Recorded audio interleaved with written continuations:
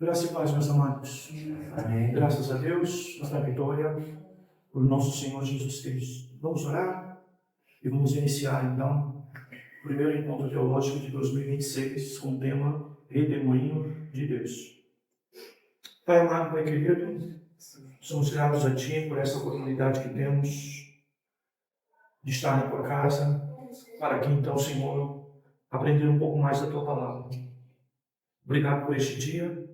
Obrigado pela oportunidade que Tu nos dá nessa igreja, neste local, de termos estudos, Senhor, que contribuem para o fortalecimento da nossa fé nessa estrada, Senhor, que cada dia mais fica difícil. Pedimos a Tua bênção sobre nós, a Tua bênção sobre a vida de cada um dos Teus filhos aqui presente. Tu sabes, conhece a necessidade de cada um. Apresentamos também, Senhor, a vida daqueles que estão a caminho. Traz debaixo da Tua proteção. Os que estão impossibilitados de aqui chegar, que Tu guarde, abençoe e proteja, Senhor, a cada um dos Teus servos. Oramos, Senhor, para que a Tua graça nos ampare cada dia da nossa vida. Oramos assim, em nome de Jesus. Amém. Amém. Graças a Deus. Bem, amados, então hoje nós temos aqui, a Deus no Redemoinho, o tema, então, do nosso encontro teológico de hoje. Bem, amados, é óbvio que no primeiro momento, até pelo título, a gente faz uma associação rápida, às Escrituras, vai associar, um pouco do assunto à própria pessoa de Jó, não é? Mas o livro não tem nada a ver, com a trajetória de Jó, não é?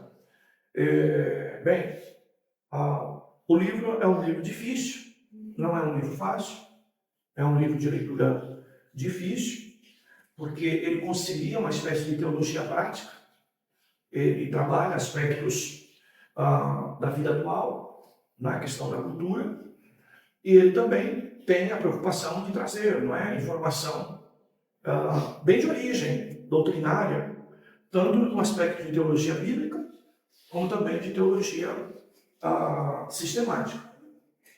Bem, a grande crítica que é feita ao livro, e é possível que seja feita essa crítica muito por teólogos de linhas dispensacionalistas, é que o escritor ele exagera, em abordagens aliancistas no livro, o que de alguma forma dificulta para a gente que tem uma tendência mais dispensacionalista.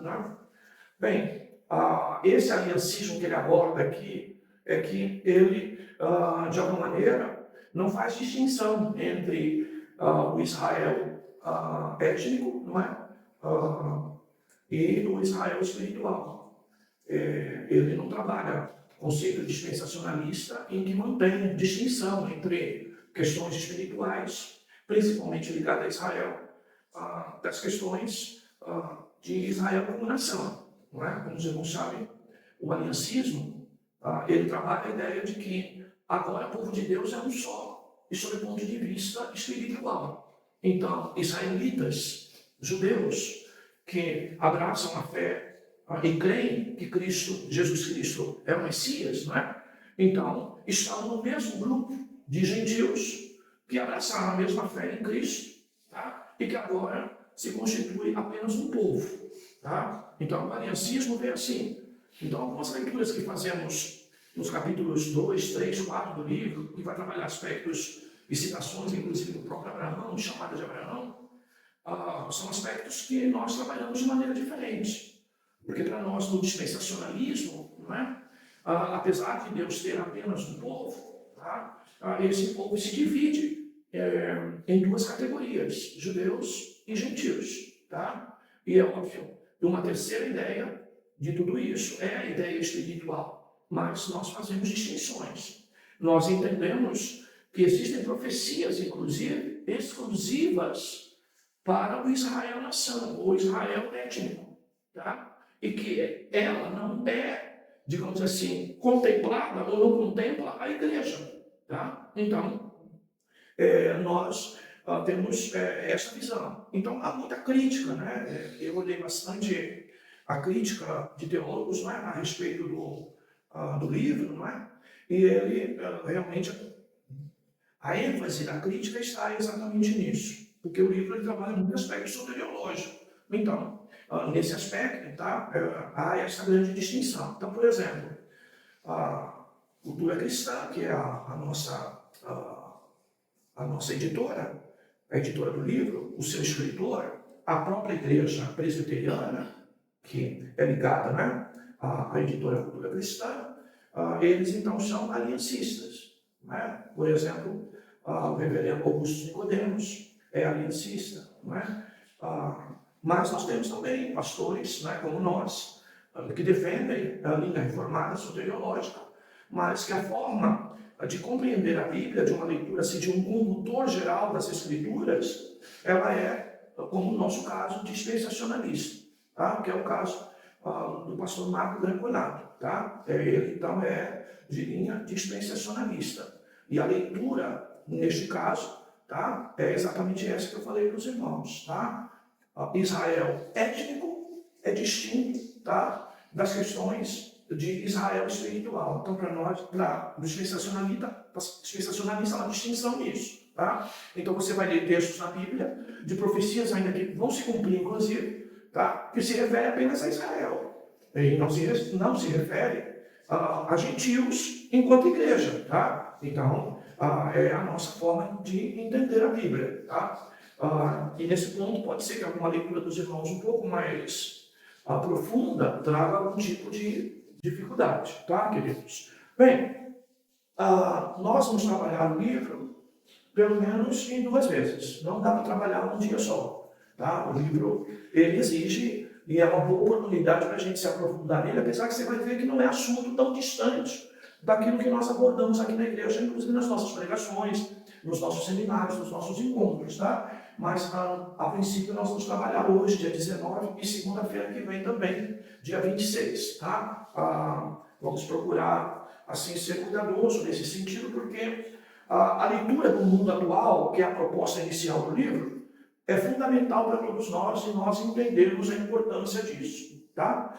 Algumas coisas que a gente pode classificar no livro. Primeiro, ele é apologético, tá? Então, eu preciso entender que a abordagem do nosso irmão, né, ela é bem apologética, tá? Ela tem esse objetivo de nos oferecer, não é, assim, né, uma ideia de confrontar certa realidade com a doutrina bíblica, tá? Então, nesse ponto, o livro ele traz essa característica de ser um livro apologético. Então, nós vamos deparar muito com verdade e mentira, mentira e verdade, tá? Dentro dessa construção, como nós vemos no próprio texto do Evangelho de João, as cartas de João, mas o Evangelho de João mesmo, que é um evangelho muito apologético. Então, ele fala de verdade e de mentira, fala de luz e de trevas, né? Ele fala de situações extremas, exatamente para confrontar e mostrar a nossa compreensão, aquilo que é e aquilo que não é. Tá? Então, nós temos esse recurso aqui no livro. Segundo, ele é realmente teologia prática, tá? O que é muito importante a gente entender isso, tá, irmãos? Porque eu posso ser um pregador até razoável em questões escriturísticas e pregar bem até um texto bíblico, mas eu preciso, de alguma maneira, tá, entender a importância de que o fato de eu ser escriturístico não pode me tornar um pregador apenas dogmático, apenas de dogmas, tá? Apenas de questões de construções doutrinárias, apenas sobre esse aspecto, aspecto de norma, de tratado. Eu preciso, de alguma forma, estar preocupado de que aquilo que eu prego, apesar de ser e ser bíblico, que é uma obrigação nossa, ele tem que ter natureza prática, tá? Por isso, os pregadores até de mensagens expositivas trabalham tanto a ideia da aplicação, tá? Porque a aplicação da mensagem, não é? Ou seja, ler o texto, explicar o texto, aplicar o texto. A ideia de aplicar o texto, então,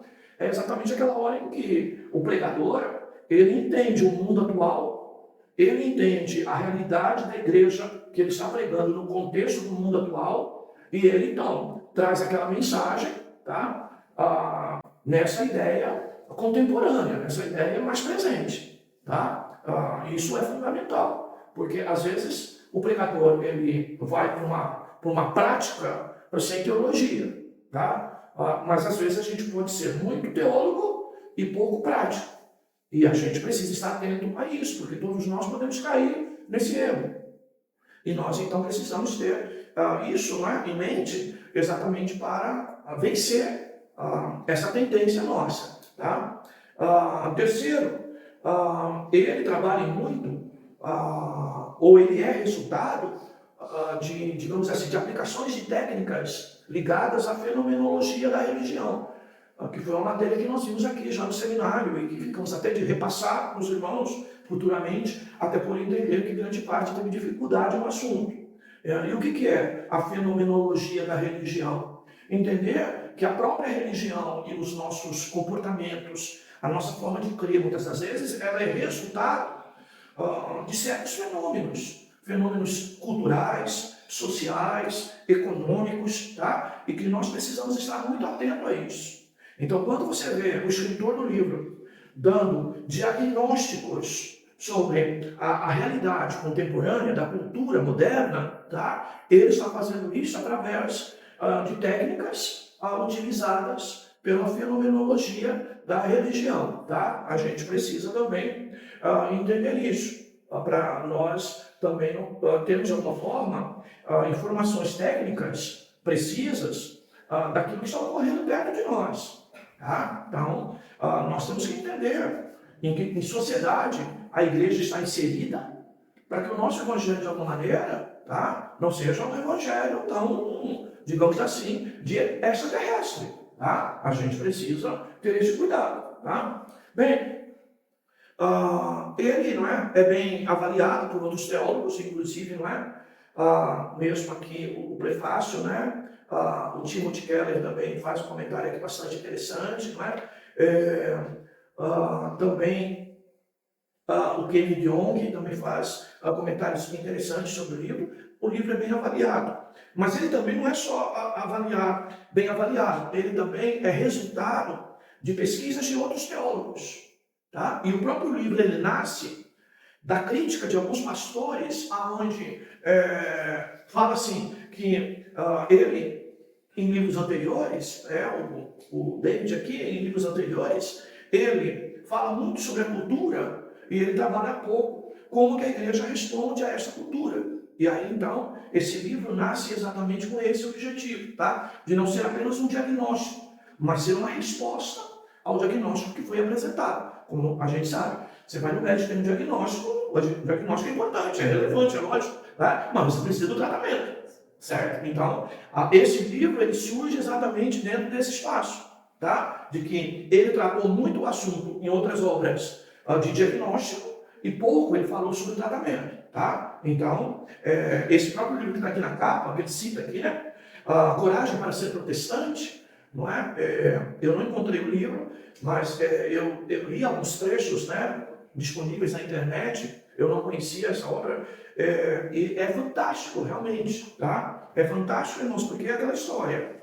A gente vai se deparando com coisas que, se a gente tivesse informação sobre isso mais cedo, a gente até se mantinha mais firme nas nossas colocações, que pareciam às vezes ser obtusa, ser um pouco grosseira, um pouco agressiva, um pouco dura de evangelho, não é? Porque aqui na história da igreja mesmo, irmãos, a gente já foi muito criticado, não é? Porque uma mensagem muito dura, muito extremista, ser muito obtusa e coisa parecida. Mas o tempo só está revelando o quanto nós estávamos certos, tá? E as obras que nós temos tido na mão hoje, muito sustentam isso. Mas nós, na época, recuamos várias vezes, porque os próprios irmãos, obreiros, igrejas, amigos, não é? Consideravam que a nossa apologética, não é? Era de confronto exagerado, não é? Então, se nós tivéssemos a riqueza do material que temos hoje, não é? Ou encontrar essa riqueza de material há mais tempo, a gente até tinha se mantido um pouco mais fiel àquilo que a gente se propunha, até quando surgiu a própria Igreja da Reconciliação. Bem, queridos, outra coisa interessante, né? Bem, já falamos que ele trabalha exageradamente a ideia do aliancismo, despreza muito o conceito dispensacionalista. Outra coisa que ele erra, mas que é muito particular do pastor aqui, né, o pastor Luiz aqui, é que você vai ver que o livro, ele traz muitos dados de resultados de estudos da fenomenologia da religião nos Estados Unidos.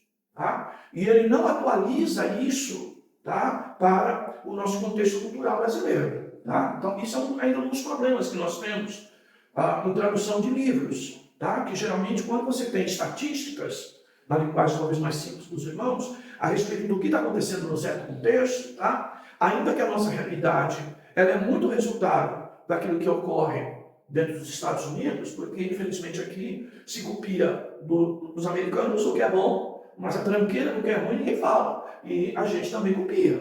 Tá? Em termos de doutrina, a mesma coisa. Teologia da prosperidade nasceu lá na América, tá, queridos?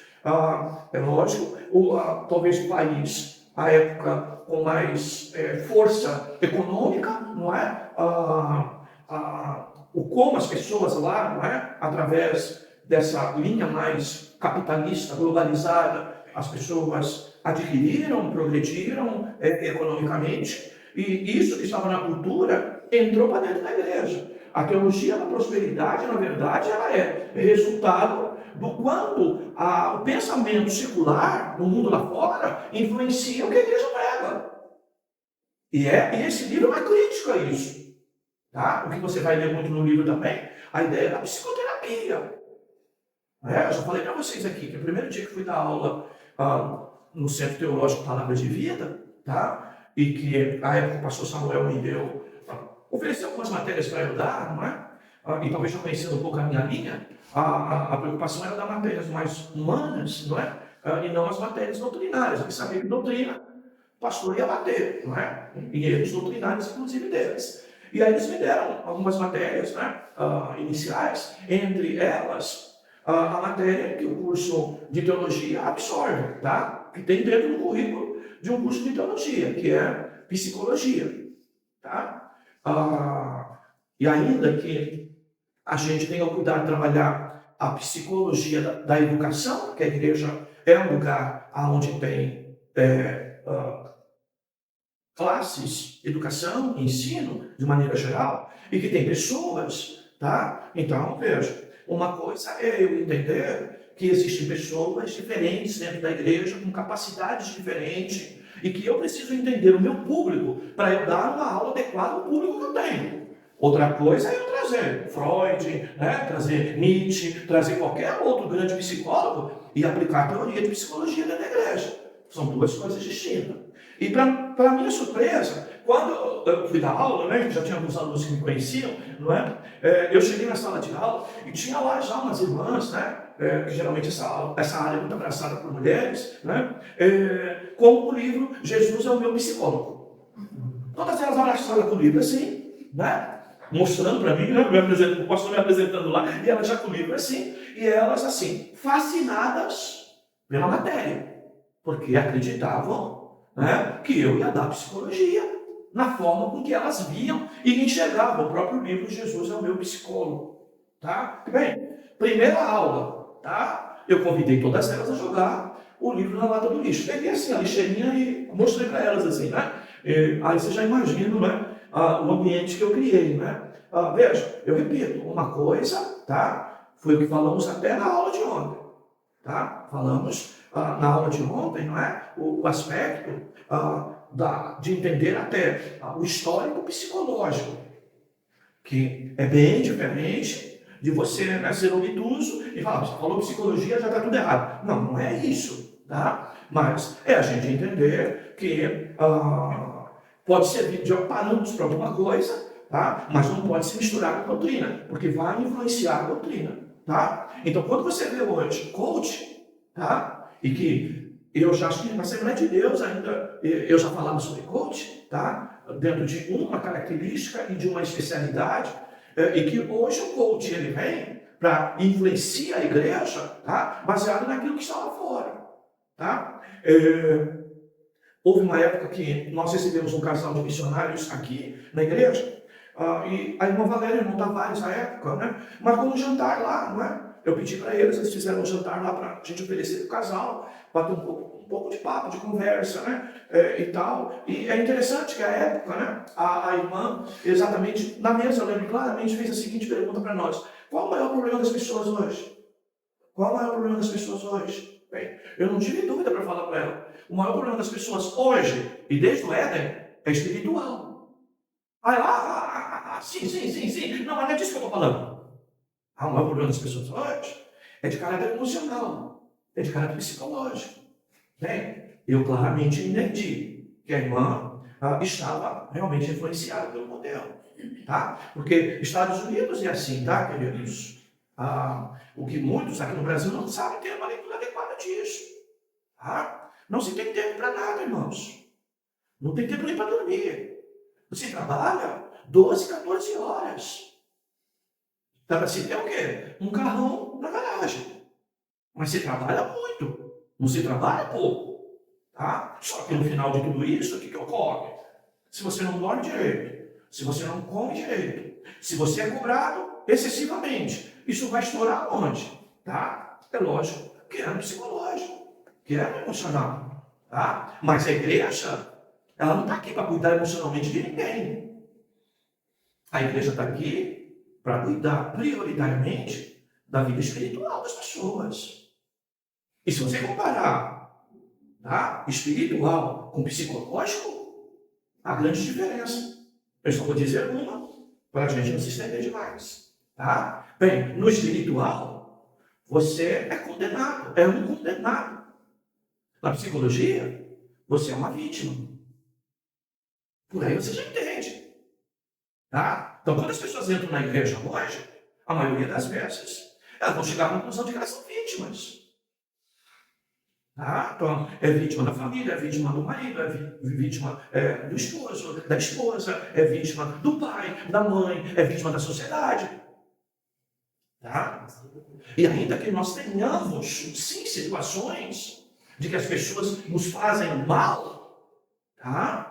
Nós precisamos, acima de tudo, entender, né, queridos, que nós somos um mal também potencial. E que a Bíblia nos convida, antes de olhar as falhas dos outros, olhar as nossas. Que a Bíblia, antes de recomendar que nós evangelizemos os outros, que a gente evangelize a nós mesmos. Que a gente reconsidere a possibilidade de nós também termos errado em alguma situação. Tá, queridos? Então, por isso que nós somos orientados até a pedir perdão, mesmo estando certo. Porque a gente não quer o direito de cobrar de alguém que declare perdão para a gente. Por quê? Porque nós somos perdoados por Deus através de Jesus, condenados ao inferno, à morte eterna, tá? E Ele, né, simplesmente doou a sua vida por nós. E se nós somos seus discípulos, nós temos que entrar pelo mesmo caminho, tá? Caminhar a outra milha, dar a outra face, tá? Até com o objetivo de mostrar que Jesus está em nós. Senão, isso não ocorre. Então, veja, toda essa ideia, tá, irmãos, tem entrado dentro da igreja. A igreja hoje se tornou um lugar que dos cânticos, as orações, as pregações, os aconselhamentos, tá, toda ela trabalha um aspecto de teologia do cafuné. Tá? Teologia de alguma forma, você trabalhar aspectos de psicoterapia na pessoa. Olha, a igreja tem possibilidade de oferecer isso? Sim, mas não como cargo principal, como está sendo feito hoje. Tá? Porque o evangelho trata, transforma, cuida, mas é totalmente de maneira diferente. Para começar, eu não sou vítima, como a psicologia vai querer me mostrar. Tá? Eu sou um réu condenado. Tá? E que em Cristo eu tenho então a mudança dessa minha condição, tá? Por puro favor, por pura graça, por pura misericórdia. E aí, tá? O peso da cobrança que eu dou em relação às outras pessoas, principalmente as que não receberam a mesma revelação de Cristo como eu recebi, tá, queridos? Não pode ser essa tão grande, tá? Da mensagem, não é? Do domingo retrasado. Que espírito sois vós? Não é? A ideia do troco, a ideia da cobrança. Não é? Bem, isso entrou dentro da igreja, não é? de maneira forte. E hoje, grande parte das igrejas, ela oferece essas duas realidades. Uma vida de riqueza melhor neste mundo, e por outro lado, a você que está lutando tanto por essa riqueza, que a Bíblia diz que nós devemos juntar tesouro no céu e não na terra, tá? A igreja vai oferecer, então, o tratamento psicoterápico para poder, de alguma forma, recuperar as emoções estranguladas, a alma estrangulada, a psique estrangulada, não é? Por conta das pressões deste mundo, tá? Então, nesse sentido, eu penso que o livro ele deixou um pouquinho a desejar porque ele traz números interessantes, inclusive, mas da realidade americana. É bem verdade que entre o tempo do livro original em inglês e a sua tradução para nós, é possível que a gente tenha chegado já a números muito parecidos. Então, é mais ou menos assim, queridos. Vamos dar um exemplo, por exemplo. Vamos dar um exemplo americano que ocorreu no Brasil há tempos. Vocês viram com frequência na televisão adolescentes, tá? Entrando dentro da escola, armado, matando o professor e matando colegas de classe. Tá? Isso acontecia já há algum tempo nos Estados Unidos. Passou alguns anos, 5, 6, 7 anos, aconteceu aqui em Santo André, pertinho da gente. Tá? Que um jovem, né, adolescente, né, também entrou armado, ok? E saiu atirando dentro do cinema, do shopping. Tá? E promovido por quê? Promovido por esse conceito que nós temos hoje, tá? De alguém que estava se sentindo tão vítima dos amigos que resolveu simplesmente matá-los. Tá? E essa realidade, ela é bem própria. Tá? Bem, então eu penso que o livro ele erra um pouquinho nessa realidade. Nós poderíamos ter, tá? Mas isso não é permitido, é bom que eu acrescente aos irmãos, né? Não é permitido você traduzir livros de outros lugares cuja origem, tá? Tem dados estatísticos, como esse livro traz na América do Norte, e você incutir num novo livro traduzido, dados do seu lugar, a qual o livro foi traduzido. Ele tem que preservar os números de lá. O que a gente pode fazer é uma compilação, colocar do lado alguma coisa para acompanhar. Mas eu acrescento essa crítica, não é? Mas de alguma forma, assim, ética, dizendo que o livro realmente não poderia atualizar essa realidade. Tá? Bem, ele trabalha, então, a ideia da pregação em dois aspectos. Tá? E aí vai um pouco o que falamos no princípio. O perigo da cultura moderna seduzir a pregação do evangelho que estamos fazendo. Tá? De nós, de alguma maneira, tá? Para sermos mais didáticos e pedagógicos, para alcançar o mundo atual, a gente transformar a igreja, tá? Naquilo que, de alguma forma, a cultura secular está vivenciando. Então, como eu disse aos irmãos, nós temos dois casos recentes no Brasil que ainda está valendo, que é tanto a teologia da prosperidade, tá? Como também a ideia da psicoterapia, a ideia da psicologia dentro da igreja. Tá, irmãos? Bem, irmãos, as coisas é tão sérias que nós temos vários pastores hoje, tá, queridos, que não querem fazer um curso teológico sério, dizem que tem até dificuldade para acompanhar, mas estão se formando, tá, em psicanalistas, tá, fazendo cursos, às vezes não muito recomendados, tá, de psicologia, que a gente chama de psicologia de estereótipo, tá? E coisas semelhantes. Por exemplo, a igreja não é de hoje que tem falado e insistido em falar em temperamentos. Tá? E temperamentos é uma psicologia de estereótipo, como eu já disse para os irmãos. Do rapaz que foi contratado para gerente de almoxerifado, de materiais, de administração de materiais de uma grande empresa. Não é? E ele encontrou uniforme para as pessoas, né? De um preço muito acessível, em que o seu diretor, inclusive, o parabenizou publicamente da grande compra, né, de bonés que ele comprou para o pessoal da fábrica, tá bem? E só que, na hora de colocar o boné, não é? O boné era tamanho único. E aí, não é? Dentro da fábrica tinha cabeçudo, cabeção, cabecinha, tá? Em que o boné não cabia, tá? Então, veja, nós temos hoje essa psicologia de temperamento, que acha que toda a complexidade humana dá para se explicar por, não é, temperamento, não é, sanguíneo, fleumático, não é, e outros dois aí, que um pelo outro vai dar 12, não é? Bem, queridos, 4 vezes 3 vai dar 12, bem? É essa a ideia. E está cheio, irmãos, tá? De pregadores usando isso. Tá? E isso você vai ver no próprio Salmo 139, de maneira clara, tá? A complexidade do ser humano, que cada um é um. A própria ciência vai explicar que até gêmeos, siameses, neles tem diferença.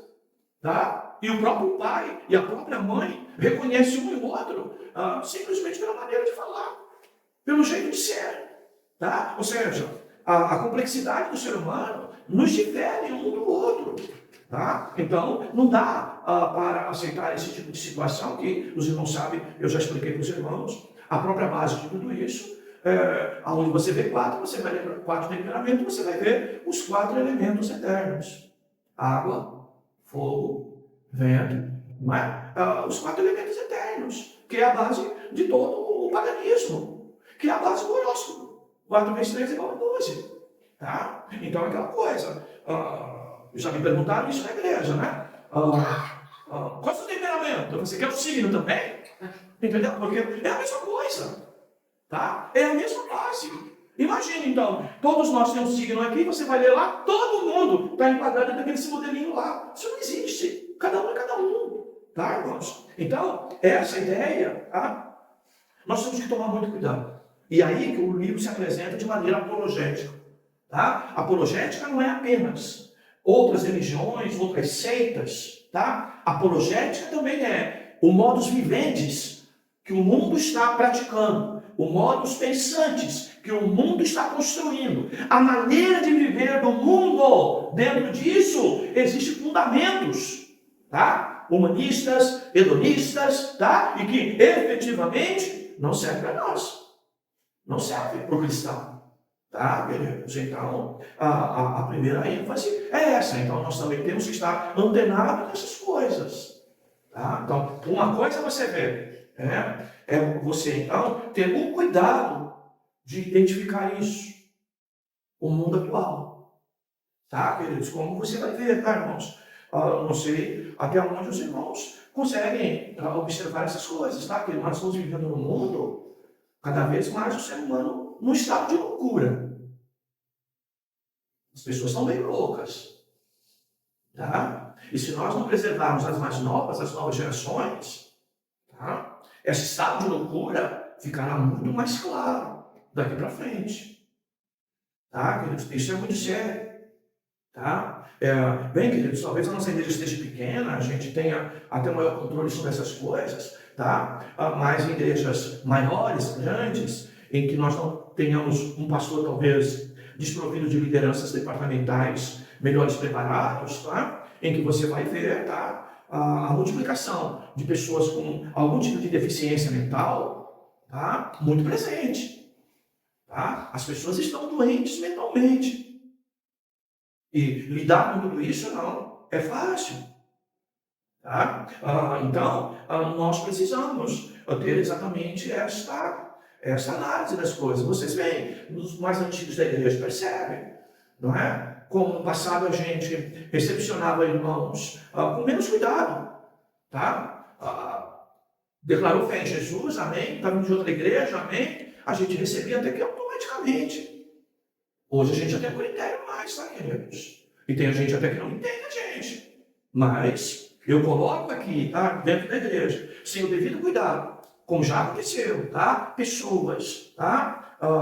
De origem mental perigosa, sem avaliação, sem o devido cuidado, depois amanhã se levanta contra nós mesmos, contra mim, contra você, tá? E aí a ideia, tá? Desse tal amorzinho, que o escritor aqui tanto fala, não é? Acaba levando a gente a ser refém. Tá? É a coisa da travessia, né? Do jacaré atravessando, não é? Dando carona, não é? Para um escorpião, no meio de uma grande tempestade. né? Aí o escorpião chegou pro jacaré, dá uma carona pro outro lado. E o jacaré ficou meio ressabiado, mas o jacaré revelou o seu lado sentimental bonzinho, deu uma carona pro escorpião. Tá? Chegou no meio, estava quase do outro lado, o escorpião foi lá e soltou o veneno no jacaré e matou o jacaré. E ainda quando o jacaré estava lá estrebuchando, né? O escorpião disse: desculpe, faz parte da minha natureza. Entendeu? Então, é essas coisas. Nós vivemos num mundo assim, queridos. Tá? Fica dando corridinha, né? Fica dando caroninha, né? Para escorpião. Ele vai te morder. É da natureza dele. Tá? E o evangelho precisa mudar isso, queridos.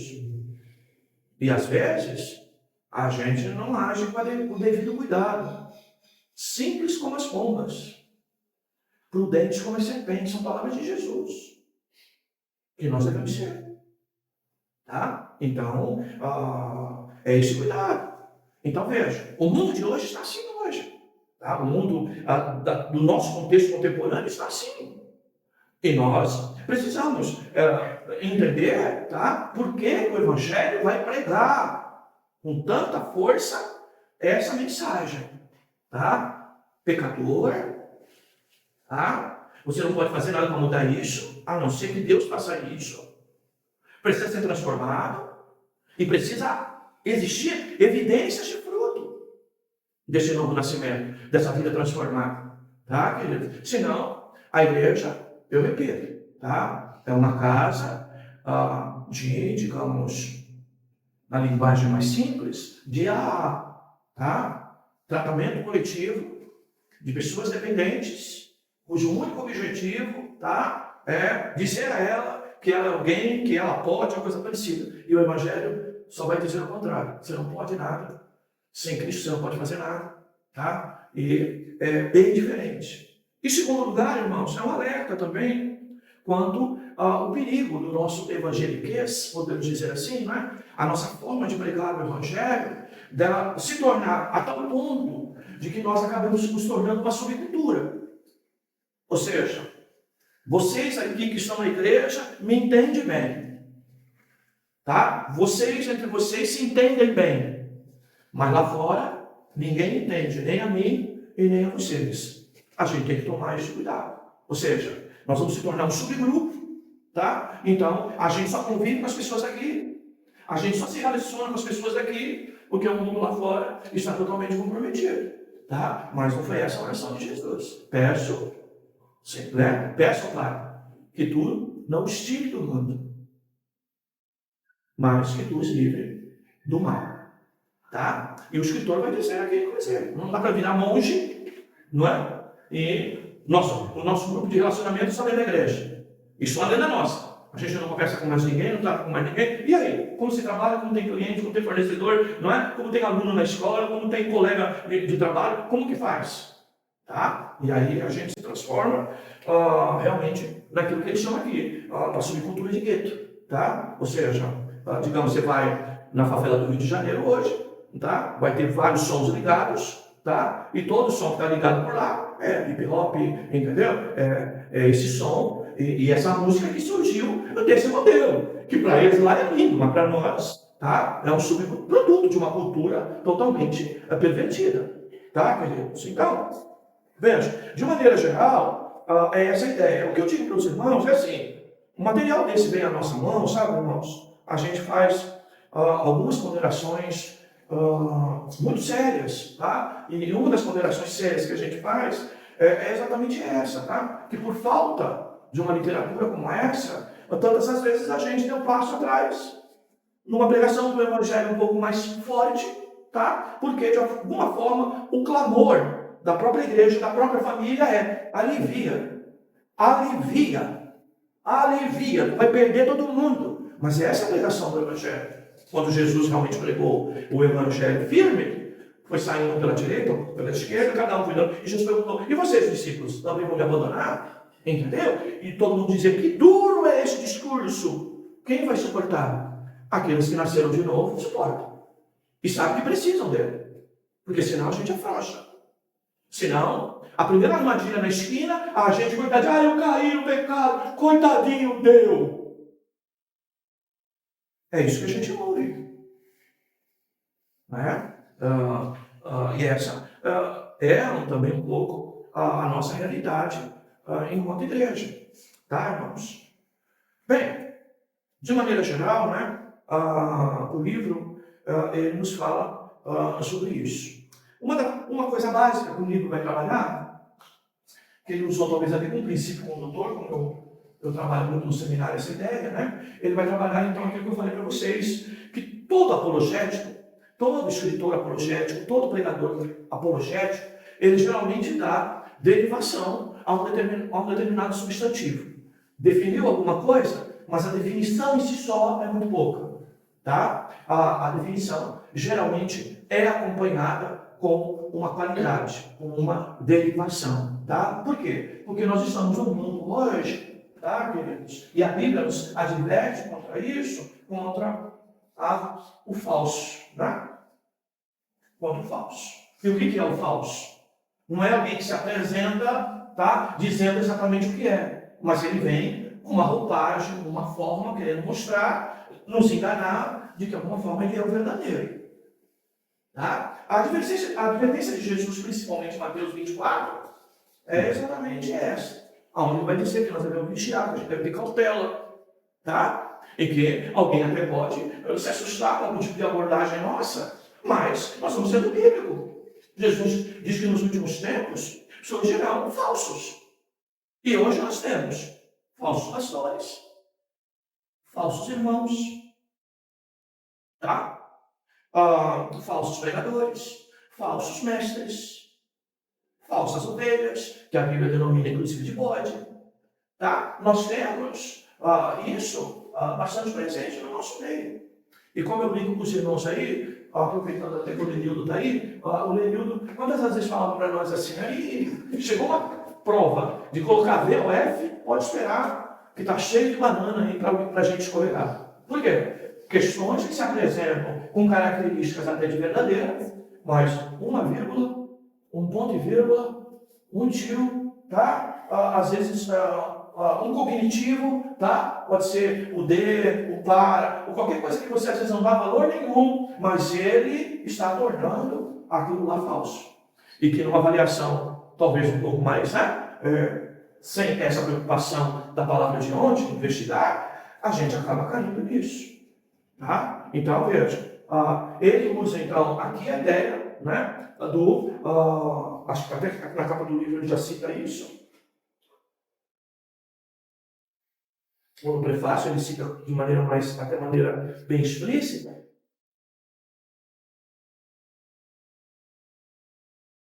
Qual é as duas doutrinas que ele usa aí? Que deve determinar, não é? Até o nosso posicionamento no meio de tudo isso. Qual é? Quem lembra? Bem, ele vai falar primeiro. Vamos falar então do primeiro, né? Quem quer falar do primeiro aí? Quer citar aí o primeiro? É um atributo, não é? De Deus, que vai me levar a conhecer a Deus, que é uma verdade. E esse atributo comunicável de Deus. Deus é amor, por isso ele pede que nós devemos amar o próximo como a nós mesmos, não é? Então, Deus é amor e ele comunica esse amor para conosco e nós temos que receber esse amor de Deus e transmitir para os outros, tá? Então, essa palavra, então, não é? Ela é razão, tá? Numa cultura como a nossa, ser extremamente perigosa. Por quê, irmãos? Como eu disse para vocês, o falso profeta, o falso irmão, o instrumento principalmente que ele vai usar, a palavrinha doce da boca dele, sempre é amor. Tá? Então, quando você ver alguém exagerando no amor, ele não será capaz de te corrigir, de disciplinar, de apontar o teu erro. Tá? Esse amor que às vezes as pessoas procuram na igreja, que a gente tem que ajudar todo mundo sem qualquer tipo de critério, é o que muita gente pensa. Tá? Mas você não abre a porta da tua casa sobre a ideia do amor para qualquer pessoa. Tá? Então, você também tem que proteger a tua casa, as ovelhas que aqui estão. Algumas até que não têm a mesma capacidade de se proteger. Mas aí, o que ele qualifica aqui então? Esse amor dele como que é qualificado? Qual é a palavra? Verdade. Não, querido. Pega no livro, irmãos. É para ler o livro. É para citar o livro. Não leram. Não leram. Hã? Gente do céu. Hein, queridos? Que qualificação de amor que ele dá aí? E que ele trabalha até com hífen. Para mostrar que não pode desassociar. Que não pode isolar o amor. Hã? Santo amor. Santo amor. Santo amor. Tá, queridos? Então, a primeira coisa que ele apresenta para nós em termos doutrinários, quando vai dizer que nós devemos buscar conhecimento de Deus, e conhecimento de Deus para trabalhar toda essa realidade, tá? Nós não podemos, tá, irmãos, isolar o amor. Nós precisamos, ele usa inclusive, né? Ele não usa amor santo, mas ele usa o santo amor, tá? Coisas que a gente tem que entender. Deus é amor, pastor? É amor. Mas Deus também é santo, meu filho, minha filha. Tá? E isso, então, transforma este amor em algo muito bem diferente daquilo que você julga que é amor. Tá? Este santo amor de Deus estabelece antes o quê? Santidade está relacionada muito mais a quê? Isso aqui você pode até achar que é sentimento, que biblicamente não é. Você pode até achar que é sentimento. Mas esse santo está relacionado a quê? Ao caráter. Tá, queridos? Amar alguém com um caráter santo, tá, irmãos? É bem diferente do que ficar conjugando amoreco para lá, amorzinho para lá, uma coisa parecida. É bem diferente. Porque a ênfase aqui primeiro é do caráter, é do princípio moral, é da transformação. Tá? E vejam, e sem santidade, ninguém verá o Senhor. Então o nosso amor tem que passar por esse crivo. Esse é o amor que nós devemos apresentar para o mundo lá fora e para o mundo aqui dentro. É a convivência amorosa que tem dentro, tem que estar sustentada primeiro em aspectos morais, o caráter de santidade, que vai fazer com que esse amor seja zeloso, cuidadoso, tá? Equilibrado, que não suspeita mal. Então, essas coisas ela precisa ficar claro para nós. Então, o que a sociedade hoje quer? Um amor sem caráter, irmãos. Esse amor que vai dar o quê? Satisfação hedonista, que vai te dar, não é? Vai te completar, que vai te realizar, que vai satisfazer as tuas necessidades, as mais variadas possíveis. Tá? Agora, o Deus que se revela a nós, tá? Ele, antes de amor, ou na ideia do autor, ao mesmo momento, ele tem essa qualificação de um santo amor. Então, para nós, aspecto moral, aspecto do caráter, tá? Está intrinsecamente influenciando e definindo até a nossa maneira de amar. Tá, queridos? Então, veja, se no nosso meio, ou mesmo nos nossos relacionamentos, a gente, tá, isolar o amor, aí ficará esse amor dentro do contexto quê? A moral que nós vivemos hoje, como já expliquei com os irmãos. Antes nós tínhamos imoral e moral. Hoje nós não temos mais moral ou imoral. Nós temos a moral. O que vale é a felicidade. Mas como nós vamos... isso que move a sociedade de hoje. Então veja, se alguém entrar aqui à procura de um Cristo amoroso, no padrão que o mundo lá fora vive, ele não pode encontrar isso aqui dentro. E tem que ficar claro que se ele procurar isso aqui, ele não vai encontrar.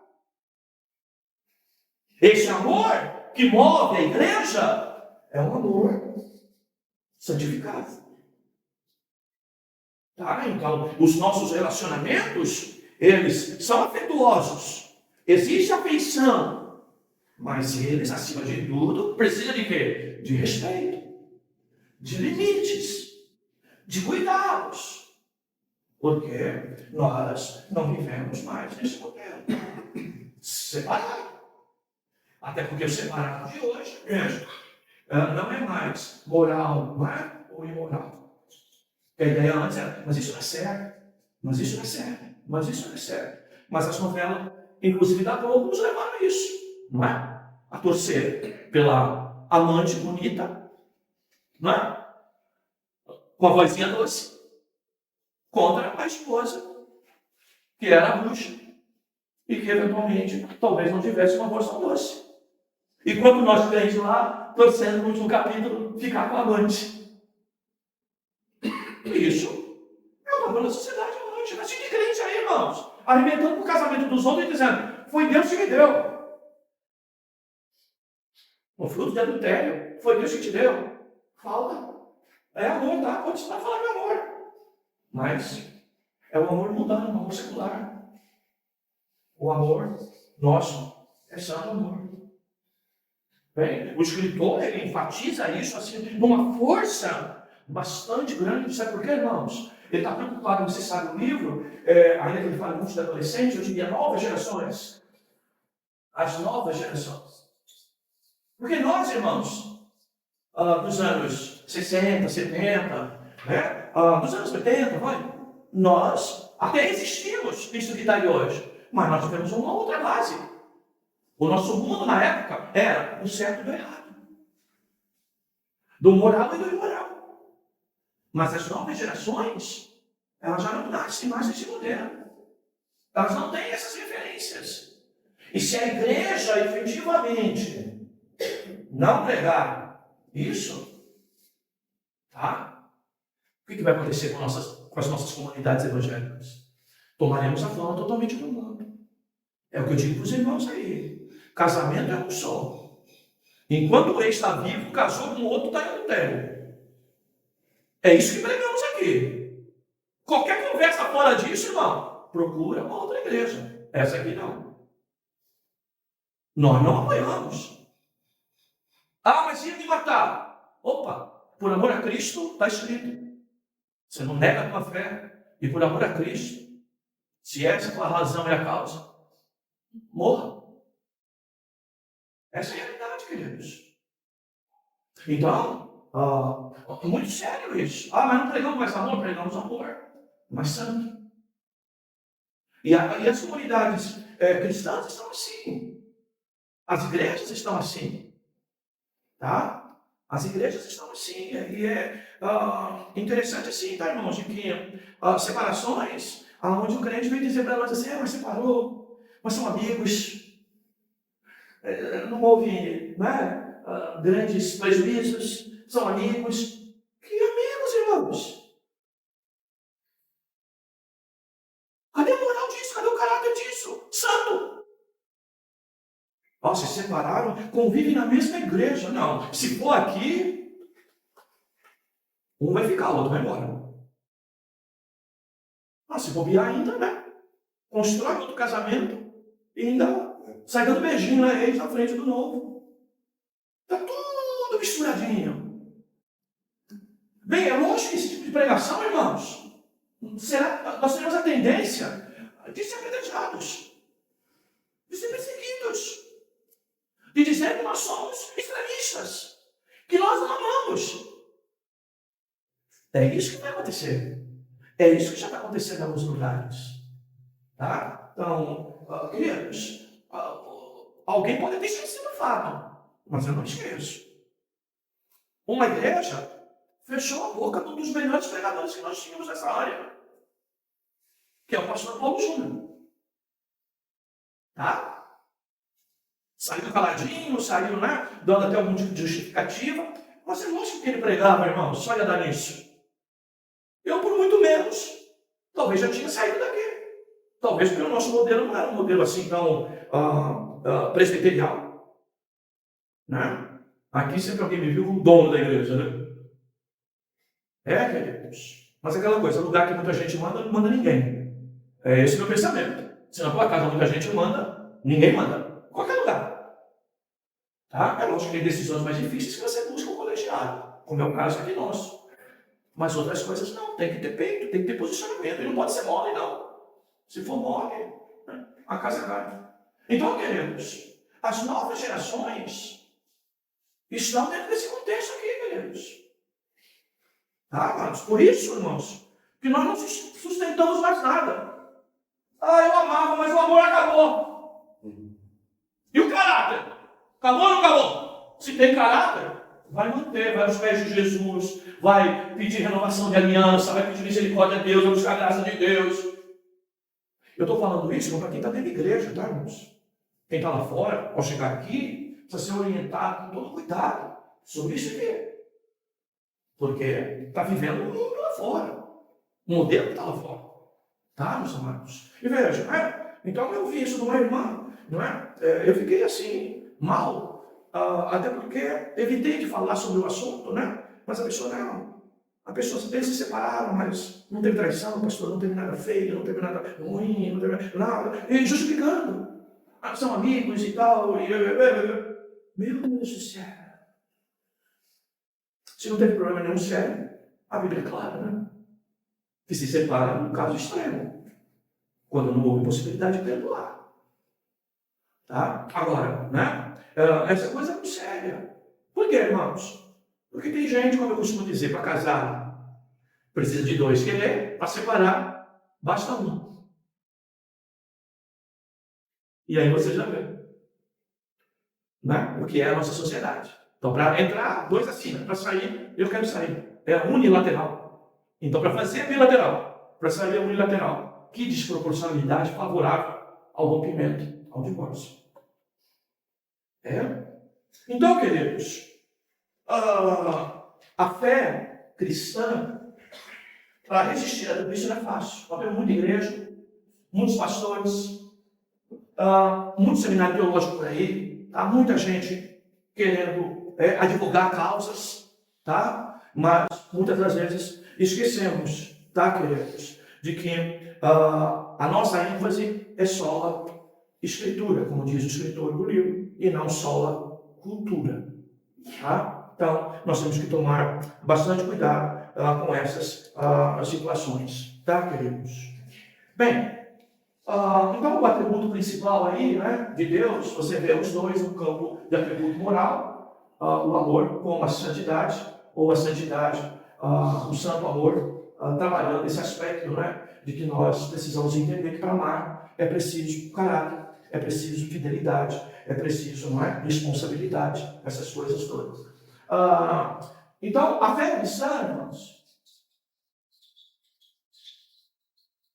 ela, na verdade, está vivendo um grande bombardeio. Grande bombardeio. E o pior de tudo, queridos, que hoje o que nós vemos é que até o nosso material de regra de fé, que é a Bíblia Sagrada, ele quer ser atualizado, ele quer ser mudado, exatamente para adaptar tudo isso. Vocês viram o próprio René Rivix, que há algum tempo, né, quis dar uma explicação da ideia, não é? Do homossexualismo e coisa parecida, e ele agora, recentemente, tá? Inclusive naquele programa lá da cultura, né? De domingo às 7 da noite, é um programa bom de filosofia, né? E religião, ele deixou claro, se alguém me perguntar hoje, se você me perguntar se eu quero colocar homossexual dentro da minha igreja, eu agora, de peito aberto, eu declaro, eu quero. É esse o meu propósito, de mostrar que a Bíblia precisa ser atualizada. Tá? Então, essa declaração dele, que tanta gente condenou a gente no passado por criticar ele agora abertamente diz, não, é isso mesmo. Então, é essa a situação. Então, aqui, irmãos, vem assim, uma palavra difícil de dar, né, irmãos? Eu gostaria realmente, né, queridos, de que Deus passasse de mim essa responsabilidade. Né? Por quê, irmãos? Porque a gente agrega sofrimento em cima de sofrimento. Tá, queridos? Mas nós temos que aprender, irmãos, a aconselhar, a orientar, sendo verdadeiro. Tá, queridos? Nós temos que tomar cuidado com as nossas novas gerações. A começar na nossa própria casa, nossos filhos, nossos netos. Precisam conhecer a verdadeira palavra. Tá, queridos? Nós hoje, queridos, por uma questão de um amor que não tem santidade nele, a gente congrega situações dentro de casa, tá? Favorecendo o próprio modelo secular dentro da nossa casa. Tá? Nós temos que ter posicionamentos mais claros em relação a isso. Nós temos que ter posicionamentos mais transparentes em relação a essas coisas. A Bíblia diz que se nós não formos dignos de perder pai, mãe, filho, por amor a Cristo, nós não somos dignos de Cristo. E cuidado para você não trocar a tua salvação apresentando esse amor secular, esse amor cultural que está por aí e fazendo ele dentro da tua própria casa. E pior, às vezes até sendo convidado a abençoar isso, a dar posicionamento favorável a isso, tá? A contribuir com isso. É muito sério essas coisas. Tá? É muito sério essas coisas. Sabe por quê, irmãos? Uma coisa é ficar sozinho, tá? No meio de tudo isso. Outra coisa amanhã é colocar a cabeça no travesseiro e não conseguir dormir, porque não se posicionou.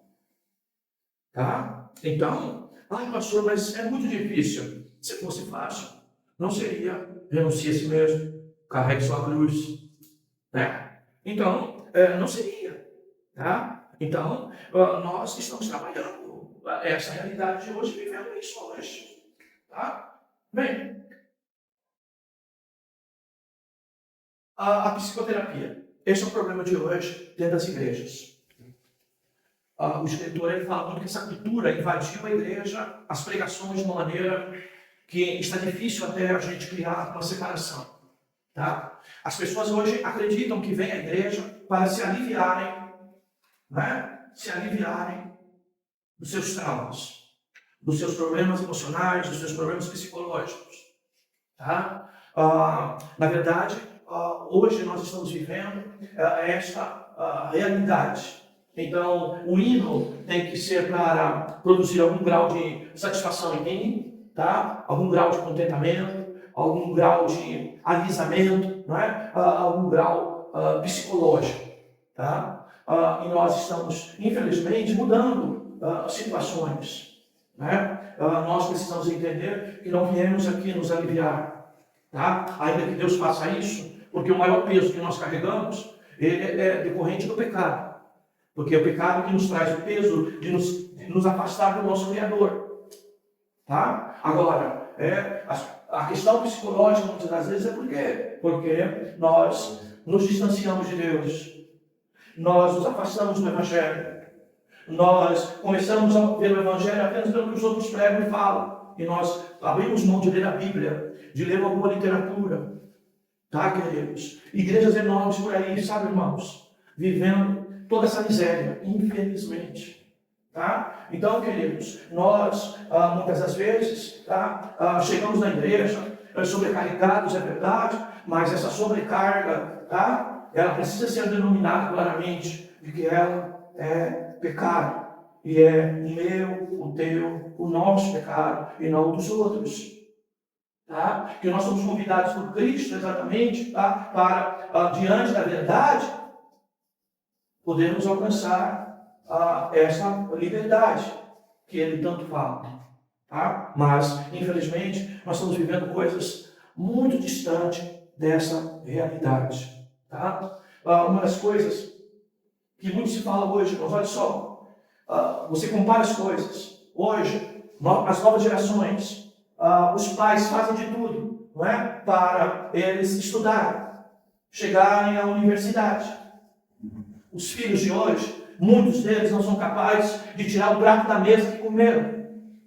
Tá? Os filhos hoje, nós estamos dando tudo. Mas vá fazer uma pesquisa, procure a pesquisa do número de pessoas que hoje nós temos na adolescência e juventude. Pessoas que têm tudo, mas que não estão satisfeitos com nada desse tudo. É a geração de maior depressão que houve na história. A ansiedade é a maior geração de ansiedade que nós temos na história da humanidade. Como que pode as pessoas terem tudo e terem aqui, sabe, irmãos, na verdade, viver o nada? Como que pode, queridos? E você pode ter certeza, vai somar mais aqui, vai adquirir mais aqui, vai tomar mais decisões aqui, vai tomar mais decisões aqui, e na primeira situação, por falta de Cristo na vida, vai apresentar mais depressão, mais ansiedade. Não pense que dá mais aqui, vai resolver esse problema aqui, não. Não vai. Sabe por quê, irmãos? Nós não tivemos nada disso. Tá, irmãos? Eu cheguei, como vocês sabem, eu apanhava porque queria estudar, porque queria ir para a escola. E minha mãe não queria que eu fosse. Eu precisava trabalhar de dia. E à noite eu precisava estar na igreja. Não podia estudar à noite. Estudar à noite era pecado. Então, eu fugia para a escola e apanhava. Eu, ainda pequeno, deixava de ir para a escola porque não tinha dinheiro para comprar uniforme. Está pensando que hoje, que dá uniforme, então se reclama, né? Na minha época, tinha que comprar uniforme. Não tinha. Mas queria estudar. E hoje, irmãos, tudo de mão beijada. Nós pais nos matamos para dar tudo que nós não tivemos para eles. Mas nós não tivemos depressão, nós não tivemos ansiedade, como essa geração está tendo. Na história da humanidade, a neurociência está dizendo que ao longo da trajetória da humanidade, os filhos sempre foram mais inteligentes do que os pais. Se chegou uma situação de hoje, que é totalmente inverso. Os filhos são menos inteligentes do que os pais. Essa geração de hoje. Aí eu pergunto para vocês. Por isso que quantas vezes eu falo aqui a respeito das nossas crianças, dos nossos jovens? Sabe por quê, irmãos? O que vai ser da igreja amanhã, nesse ritmo? Tá? O que vai ser da igreja no futuro, nesse ritmo? Tá? Então, é essa a situação que estamos vivendo. Tá? Então, meus amados, né? Eu sou de uma época que, mesmo menino, tinha que passar esfregão naquele chão, né, de madeira, que a mamãe mandava passar a cera, e depois tinha que passar aquele esfregão pesado. Não tinha enceradeira. Peguei essa época. Hoje em dia, faz isso para a mamãe e para o papai. A quanto que me dá? Te dou R$50, te dou R$10. É tudo movido a isso, queridos. É a realidade que nós estamos vivendo. A realidade que nós estamos vivendo, queridos. E nós não nos damos conta. Por isso que eu digo, é uma sociedade doente. É uma sociedade doente. Tá? E nós somos responsáveis por tudo isso. E nós temos que tomar cuidado disso dentro da igreja. Olha a luta que a gente tem. Graças a Deus a gente não tem tido problema aqui. Não é? Inclusive essa coisa, né, de trazer criança para o culto. Vai ter que participar de culto. Ainda que na nossa igreja, a nossa sala escolar é um apoio, sim, espiritual. Os nossos filhos lá vai conhecer a palavra, lá não é só brincadeira. Mas eles precisam conviver aqui. Eles precisam levar a sério o que se prega na igreja. E que isso não se faz apenas em contexto lúdico, em contexto de brincadeira. Tá, queridos? Então, é essa ideia que o escritor traz aqui para nós, tá? De entendermos isso. Então, muitos estão vendo Deus como terapeuta. Você veio aqui, querido, para prestar culto a Ele, oferecer para Ele, dar o teu louvor para Ele. Mas, infelizmente, isso tem se mudado, tem se alterado. Por quê, irmãos? O escritor vai dizer sobre isso. Que toda essa realidade aqui está se levando muito ao conceito de quê? De um Deus que nós aprendemos ser, né, transcendente e imanente. E o que a gente fez? Eliminou esse transcendente, adotou um imanente tal, igual o panteísmo, aonde esse imanente, que é o perto, é o Deus de dentro.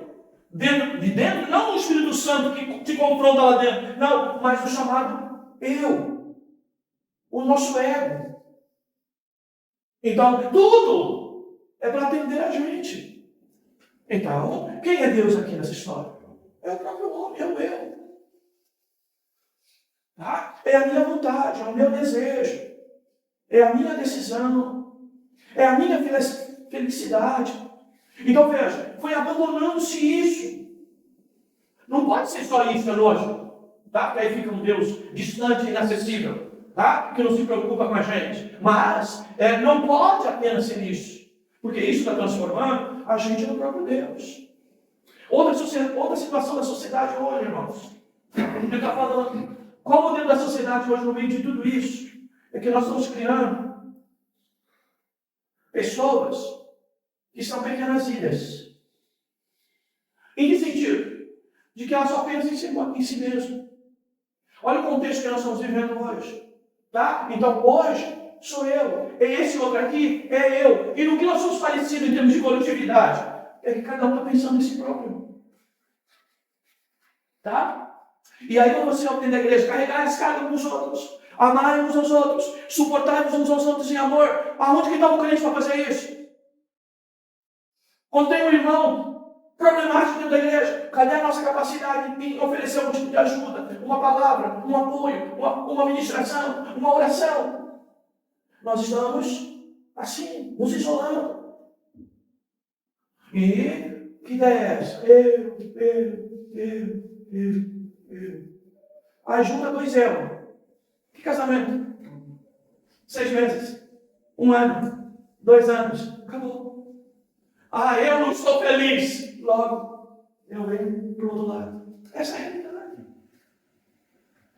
A igreja, o pastor é muito duro. Vou procurar uma outra, né? O pastor é mole. Vai lá. Vai encontrar. Não é verdade, queridos? Essa é a realidade. Essa é a realidade. Então, amados, nós precisamos acordar tudo isso. Por quê? O mundo está assim. Qual a palavra de Paulo em Romanos 12? Não tomeis a forma do mundo.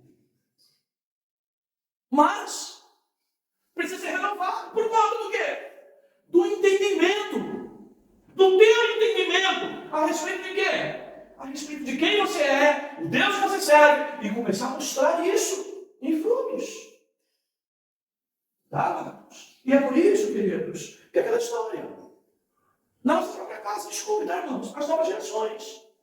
Tá? A gente serve para o filho quando a gente está fazendo alguma coisa em favor do filho. O filho não precisou mais. Ou você não pode fazer mais nada por ele?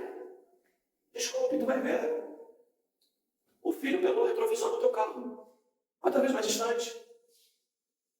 Se precisa de alguma coisa, então você vale pelo que você serve. Interessante. Eu eduquei assim. Porque o modelo do mundo é este. Quando deveria educar pela palavra. E aí quem é mais firme é duro. É extremista. Tá? Então, queridos, essa é a realidade do mundo, tá? E por isso, queridos, que o livro é muito bom. Por quê?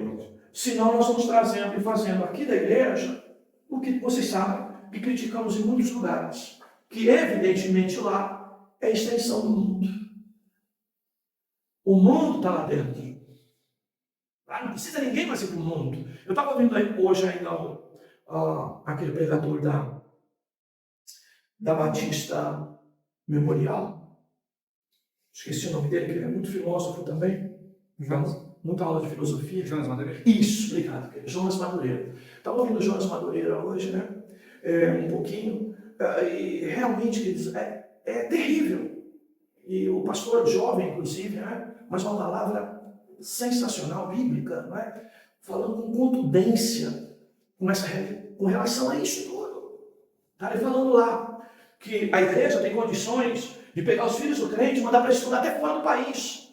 Mas não encontra um pai disposto a fazer isso. Estudar teologia, para ser pastor amanhã, para fazer família cristã e ser pastor amanhã. Não encontra uma família dentro da igreja dele de bom nível, tá? Que pode bancar, né?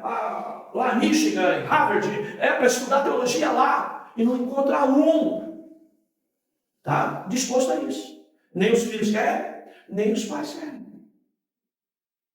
Preferem pagar do próprio bolso medicina, como ele disse, falando que tem muitos lá. E pregando na igreja tem essa realidade. Queridos. É o que nós estamos vivendo, queridos. É o que nós estamos vivendo. Então, queridos, de maneira geral, eu penso que para essa ideia inicial de falar do perigo da cultura, tá? Veja, queridos, não é só uma seita o nosso problema. O problema é a forma como o mundo vive, que entrou no nosso meio e se tornou A mesma coisa. A mesma coisa. A mesma coisa. Eu lembro na casa de mamãe ainda, uma das nossas irmãs, não é?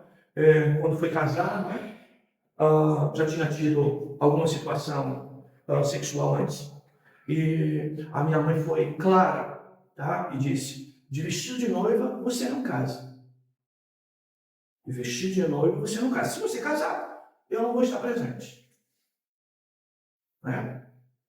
E minha mãe se posicionou dessa forma. Por quê, queridos? O branco para as nossas moças jovens hoje que vão casar, perdeu a referência da pureza. Os nossos grupos de jovens, em muitas igrejas, inclusive, os meus amigos falam isso, tá, queridos? Já não existe mais pureza. Na minha casa, eu tive o privilégio só de um filho, não é? Casa virgem. Meu filho mais velho casou virgem. Só a experiência que nós tivemos lá em casa. Aos demais, infelizmente. Mas vai ver a vida. Vai ver a realidade. Do meu filho mais velho e dos outros dois. Porque eu afrouxei, porque a voz da igreja, inclusive, eu era muito duro. Mas vai ver a diferença. É a realidade, queridos. E você, meu irmão, se pega assim. Todos nós, meio frouxo em tudo isso. E nós somos convidados, irmãos, a viver o verdadeiro evangelho. Porque se queremos a verdade do evangelho, precisamos abraçar toda a verdade do evangelho. Não dá para abraçar só parte. Até porque, meus queridos, para nossa tristeza, a conta vem depois para nós mesmos pagar. Os pais pagarem. É dureza. Bem, queridos, de maneira geral, era isso que eu gostaria de apresentar aos irmãos primeiro, não é? Porque nós vamos trabalhar uma apologética bem cultural. E a cultura tem a ver com o modelo de homem de hoje. Um bolso com algum dinheiro, com algum recurso, mas extremamente infeliz, deprimido, ansioso, tá? Com série de problemas. E vai juntando, como eu disse lá na outra página, um bocado de coisa. Mas este vazio, só um Deus verdadeiro pode preencher, tá? E por mais duro que pareça, não é? Só o Deus das Escrituras é que pode nos dar esse sentido de vida. Tá bom, queridos? É isso. Deus abençoe a todos nós. Nos ajude nessa tarefa, não é, queridos? É uma tarefa difícil. Para nós que já temos filhos criados, todos casados, né? E mesmo assim, queridos, a conta bate na nossa casa para a gente pagar. Entendeu? Quantas vezes a gente tem que interferir em situações que jamais passou pela minha cabeça da minha mãe precisar interferir, né? Na minha, entendeu? Porque se levei pouco trabalho na juventude para ela, depois de casado, as minhas decisões, eu pagava a conta do erro. Porque fui criado para esse tipo de caráter. E hoje a gente paga a conta e mesmo assim a gente ainda não presta. É a verdade, queridos. Infelizmente. Bem, então a segunda que vem, irmãos, nós vamos fazer esse esforço, tá, irmãos? Eu tenho evitado de fazer isso até por uma questão de condição realmente física, sabe, irmãos? Também um pouco mental. Eu digo aos irmãos, olha, queridos, preparar aqueles slides, culto de domingo, eu tenho dificuldade, sabe? A mente cansada, no esgotamento, inclusive. A gente precisa de um tempo, né? Às vezes a gente exagera, e não é pelo esforço aqui, tá, irmãos? Eu sei que aqui eu sou um servo inútil, entendeu? Pelo esforço que eu já dei para o Evangelho, e hoje em dia as nossas limitações, mas é o dia a dia, né? Sugando as nossas forças, né? Como diz o escritor às vezes, né? As distrações com os problemas dos filhos, né? Não somos os mesmos não, né? Graças a Deus eu não arrumei outro, né? Então, queridos, mas é essa a realidade, né? Então, meus amados, orem por mim também, eu tenho orado pelos irmãos, para que Deus dê graça a vocês, ânimo, né, para os irmãos, lerem o livro, fazer esse esforço, saber o quanto isso é relevante e importante para o irmão, para o cognitivo, para a saúde mental, tá, para a memória, como é bom essas coisas, mas como a gente se pega cansado, entendeu? Por isso que eu até entendo, às vezes a irmã Eliane tem comentado alguma coisa do seu esgotamento, da sua canseira, eu entendo, porque eu tenho vivido coisa semelhante, entendeu, irmãos? Porque a gente tem outras frentes. Tem família, gente doente na família, tem família, não é, com problema. Então, tudo isso desgasta todos nós, não é? Então, a gente tem que ter um certo grau de tolerância aí, mas a gente não pode se distrair com essas coisas a ponto de perder o contato com as coisas de Deus. Porque aí, irmãos, o buraco é um abismo difícil de voltar, tá? Por isso, o nosso esforço, tá, queridos? Então, na semana que vem, a gente vai trabalhar mais o miolo do livro, né? Destacando as doutrinas bíblicas, né? Principalmente soteriológica, que ele aborda, né? E de como nós devemos nos posicionar nas condições de hoje, tá, queridos? É importante a gente ter essas convicções, tá bom? Deus dê graça a vocês. Nada que a gente faça por amor a Cristo, queridos, nós podemos encontrar um resultado que seja perda. Lembra o que Paulo falou? Não é? Tudo aquilo que eventualmente me tiraram, eu reputei como perda por amor a Cristo. Sabe, queridos? Ganhar Cristo vale muito mais do que qualquer outro prejuízo que a gente possa ter na vida. Que Deus dê graça aos irmãos, força meus irmãos. E assim, estrutura, né, irmãos? Para a gente, às vezes, corrigir caminhos. Tá? Corrigir caminhos. É corrigir posicionamentos, às vezes. Parece que às vezes não fica claro. É corrigir posicionamentos. Tá? Que às vezes a gente precisa corrigir. Mas é preciso. Tá? Deus abençoe todos.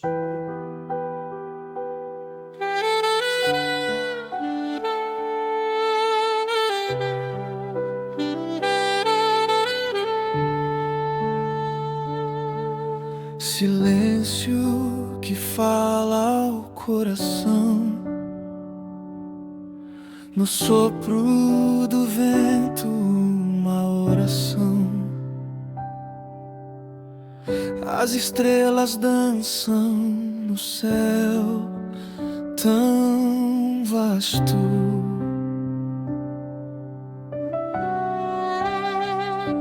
E eu ouço tua voz tão suave, tão perto, como um rio que corre, um amor que é eterno.